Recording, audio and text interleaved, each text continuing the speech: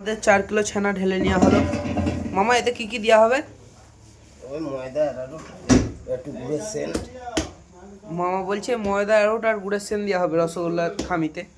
দেওয়া হচ্ছে, দেখো যাক কেমনভাবে কি করে।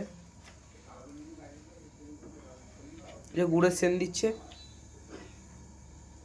মা ময়দা কত গ্রামের মতন দেওয়া হবে তে? 30-40 গ্রাম। 30-40 গ্রাম ময়দা দেবে বলছে। এটা কত গ্রাম ময়দা? 30-40 গ্রাম ময়দা। আর কত দেওয়া হলো?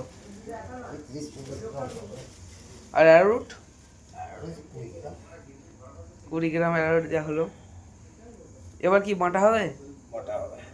তাই বেটে নাও ছানাটা দিয়ে গোছ কাটাটা আমাদেরকে দেখাও একবার কেমনভাবে কীভাবে গোছ কাটা হচ্ছে। এটা ক টাকা পিস রসগোল্লা হবে? 5 টাকা পিস, 10 টাকা পিস, 5 টাকা 10 টাকা পিস, দু রকম। আচ্ছা তাই হোক, রসগোল্লা পুরো ভিউজটা আপনারা দেখতে পাচ্ছেন আপনাদের সামনে বানানো। মামা তুমি রসগোল্লা কত বছর থেকে করছো, বয়স থেকে? আমি 14 বছর করছি।